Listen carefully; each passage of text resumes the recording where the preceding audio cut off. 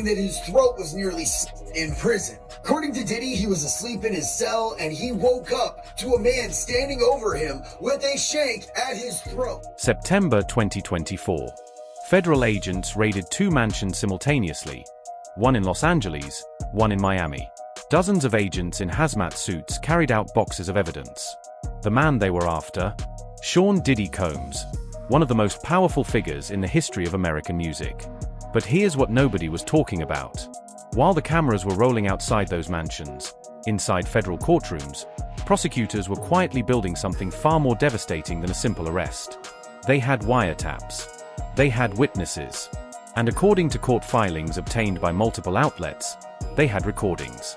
Today we're breaking down exactly what the official federal documents reveal about Diddy's communications from behind bars, his legal team's desperate attempts to challenge his conviction, and the explosive new investigation launched by LA County that has added an entirely new dimension to this case. This isn't speculation. This isn't rumor. Every single claim in this video is sourced from court records, verified news reports, and official statements. Stay with us, because the documented truth is more shocking than anything you've heard so far. For 3 decades, Sean Diddy Combs operated at the absolute pinnacle of the entertainment industry. Bad Boy Records, Ciroc Vodka, Sean John Clothing. His empire was estimated at over $1 billion at its peak. But behind that empire, federal prosecutors allege, was a systematic operation of coercion, abuse, and what they described in their indictment as racketeering activity spanning more than 2 decades. The federal indictment, filed in the Southern District of New York in September 2024, charged Combs with 3 counts: sex trafficking by force, fraud, or coercion, transportation to engage in prostitution, and racketeering conspiracy. The RICO charge, Racketeer Influenced and Corrupt Organizations Act, is significant. This is the same legal framework used to prosecute the mob. Prosecutors don't bring RICO charges lightly. To make it stick, they must prove a pattern of criminal activity conducted through an enterprise over an extended period. According to the indictment, that enterprise was Combs' own business empire. Court documents describe what prosecutors called freak-offs, elaborate, coerced events that victims were allegedly forced to participate in under threat of violence, career destruction, or financial harm. The documents state that Combs and his associates supplied victims with controlled substances and used physical force to ensure compliance. Critically, and this is what many reports glossed over, the indictment explicitly states that Combs did not act alone. The filing references unnamed co-conspirators, employees, and associates who allegedly facilitated these activities.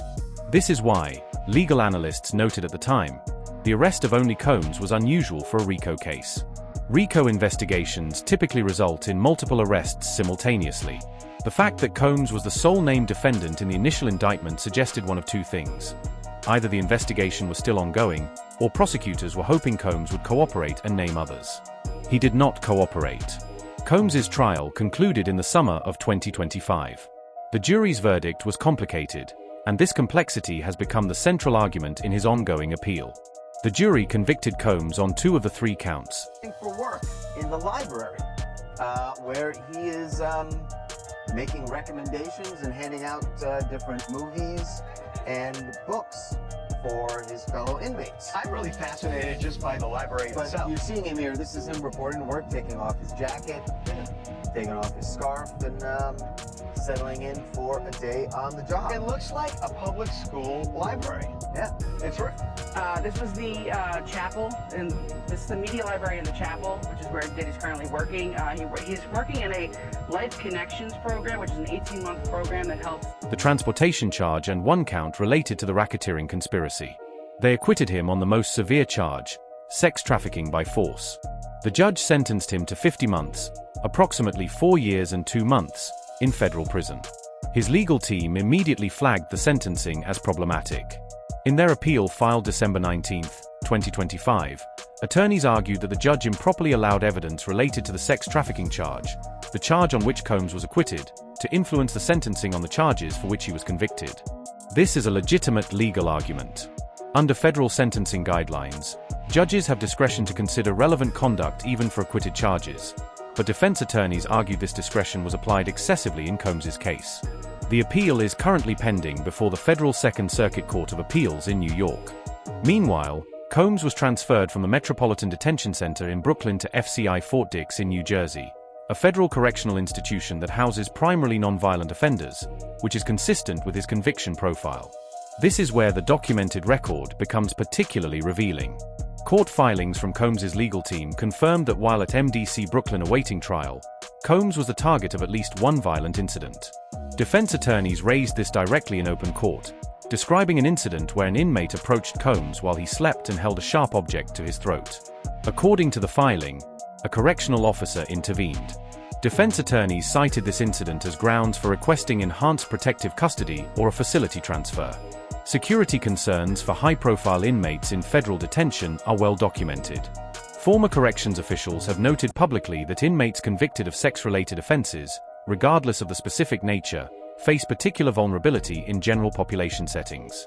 Combs was transferred to Fort Dix, where video footage obtained and broadcast by news outlets showed him working in the facility's chapel media library as part of what the prison describes as its Life Connections program, an 18-month faith-based rehabilitation program that, under Federal Bureau of Prisons guidelines, can result in sentence reduction credits. His participation in this program is not unusual.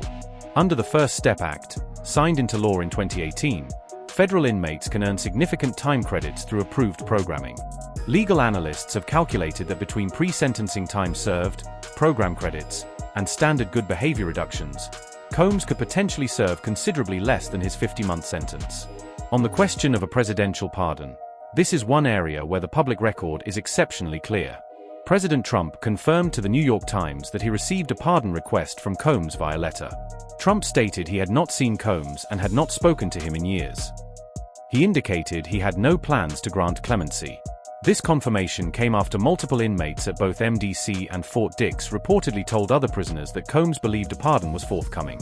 Legal observers noted this was consistent with behavior sometimes seen among high-profile first-time federal inmates who struggle to accept the permanence of their situation.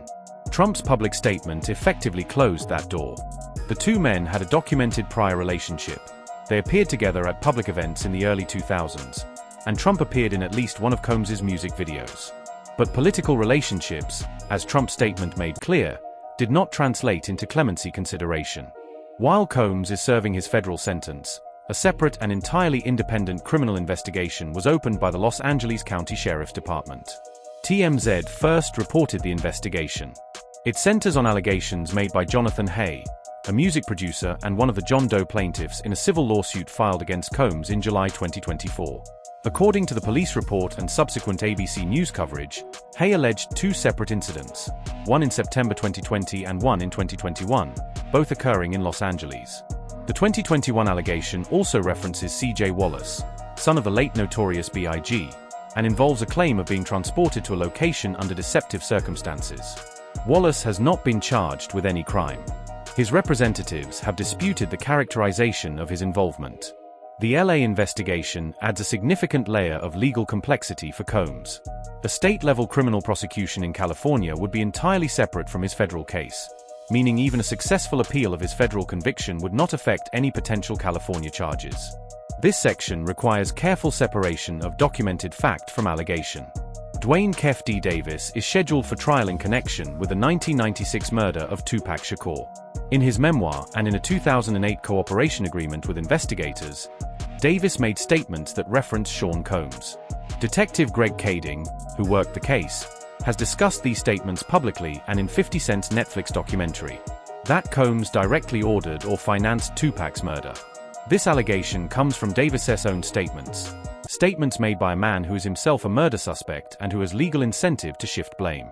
Tupac Shakur's family has retained attorney Alex Spiro to investigate a potential civil claim related to Combs. Spiro confirmed this to Court TV.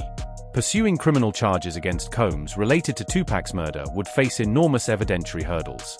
The primary witness is himself accused. Physical evidence is nearly 3 decades old. The standard of proof for criminal conviction, beyond reasonable doubt, would be exceptionally difficult to meet. The civil standard, preponderance of evidence, is lower, which is why the family's civil investigation may be more viable than any criminal referral. The sale of Combs's private aircraft was confirmed by multiple outlets.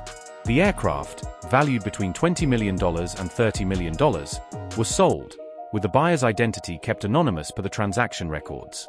This is consistent with the broader financial picture that has emerged. Multiple civil lawsuits filed against Combs have created substantial legal liability. Legal fees for a federal trial of this complexity typically run into the tens of millions of dollars. His Bad Boy Records operations have been significantly disrupted. Business partnerships have dissolved. Brand endorsements have been withdrawn.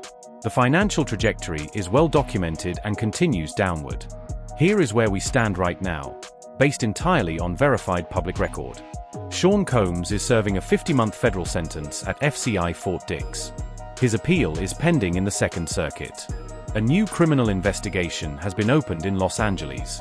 Civil lawsuits number in the dozens. A presidential pardon has been formally denied. And the Tupac murder trial, in which his name appears prominently, is scheduled for early 2026. The documented facts of this case raise questions that go far beyond one individual. How does someone operate an alleged criminal enterprise of this scale, across 2 decades, in one of the most scrutinized industries in the world, without more people being held accountable? The RICO indictment referenced co-conspirators who have not been charged. Who are they? Are they still being investigated? What does the LA County investigation uncover? And does it result in charges that would follow Combs even if his federal appeal succeeds? And what happens at the KEFD trial? Will Combs' name come up in testimony in ways that open new legal avenues? These are not rhetorical questions. They are the actual open threads of an ongoing legal saga that will continue developing throughout 2026. If you want coverage that stays grounded in what is actually documented, court filings, verified reporting, official statements, subscribe and hit the notification bell. Every update we bring you will be sourced, cited, and clearly distinguished from allegation. Because in a story this complex, the truth is already extraordinary enough. Drop in the comments. Which aspect of this case do you think deserves more coverage? The appeal? The LA investigation? The financial collapse? We read every comment. And we will keep following the documents wherever they lead.